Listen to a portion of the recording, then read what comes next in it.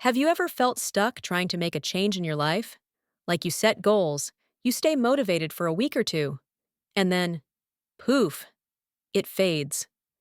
Well, Atomic Habits by James Clear offers a different approach, one that doesn't rely on willpower or massive effort. It's about the power of small, consistent changes. Let's walk through the entire book, chapter by chapter, and uncover the science of how habits really work and how you can use them to completely transform your life. Introduction. In the introduction, Clear lays out his main idea that small habits compound into big results over time. You don't rise to the level of your goals, you fall to the level of your systems. So, instead of focusing only on what you want to achieve, focus on the habits that will get you there. Part 1. The Fundamentals. Why Tiny Changes Make a Big Difference. Chapter 1. The Surprising Power of Atomic Habits. Imagine habits as the compound interest of self-improvement. Just like money grows when you invest it, your habits build upon each other every day. Change doesn't seem obvious at first, but over time, the effects are exponential. Stick with it, even when results aren't immediate. Chapter 2. How your habits shape your identity and vice versa. Real change is not just about what you do, but about who you become. Focus on identity-based habits. These are habits that align with the type of person you want to be. Instead of saying, "I want to run a marathon," say, "I want to become a runner." Every action is a vote for the type of person you want to be. Chapter 3. How to Build Better Habits in 4 Simple Steps. Here, we get the habit loop: cue, craving, response, reward. This is the cycle every habit follows. Cue, the trigger that initiates the behavior. Craving, the motivational force or desire. Response, the actual behavior or habit. Reward, the benefit you gain, which reinforces the habit. Understanding this helps us start to reshape our behaviors. Part 2. The First Law, Make It Obvious. This is the cue, Chapter 4. The Man Who Didn't Look Right. The first step to changing a habit is to become aware of it. Use a habit scorecard to list and rate your current habits. A habit scorecard is a tool where you write out your daily routines and label each habit as positive, negative, or neutral. Awareness creates clarity. Chapter 5. The Best Way to Start a New Habit. Use implementation intentions. Be specific with your new habits, like, "I will meditate at 7 a.m. in my living room." And try habit stacking. Pair a new habit with something you already do. For example, after I make coffee, I will journal. This leverages existing routines to anchor new behaviors. Chapter 6. Motivation is overrated. Environment often matters more. Your surroundings shape your habits. Want to drink more water? Leave a water bottle on your desk. Want to stop checking your phone? Leave it in another room. Design your environment to make good habits easier. This is called environment design, structuring your physical space to support positive behavior. Chapter 7.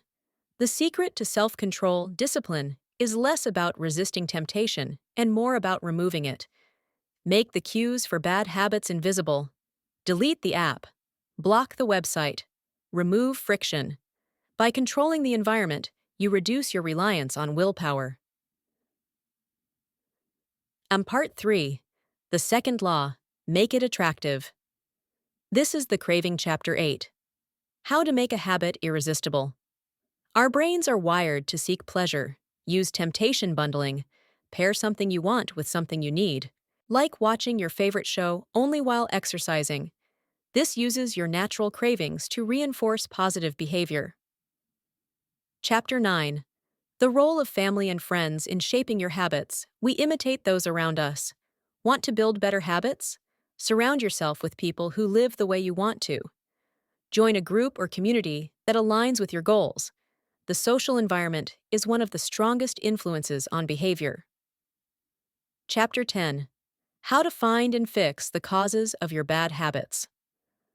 Bad habits usually stem from unmet emotional needs. Instead of fighting the habit, identify the craving behind it.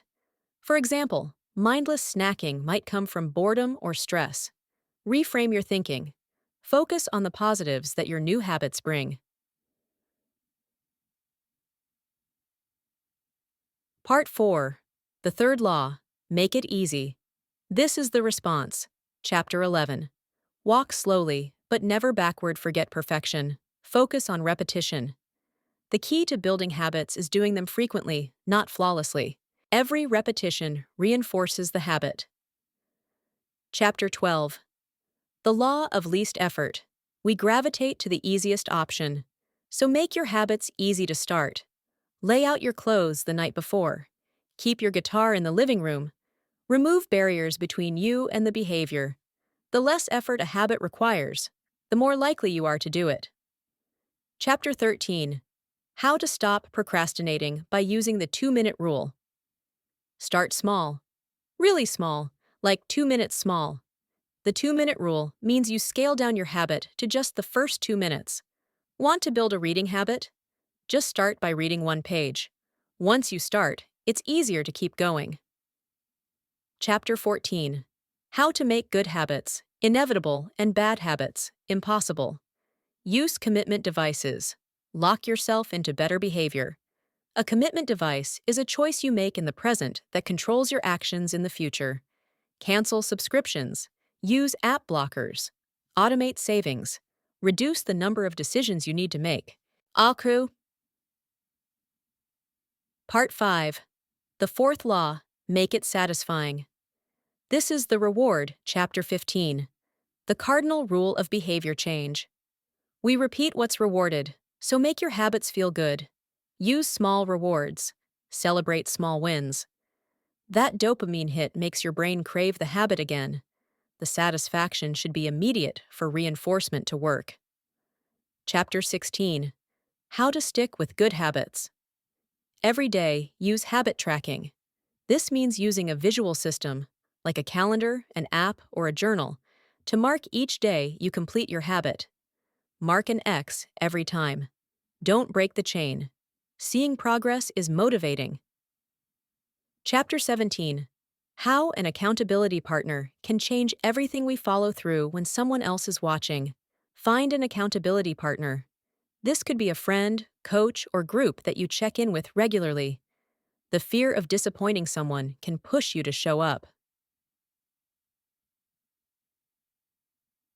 Conclusion.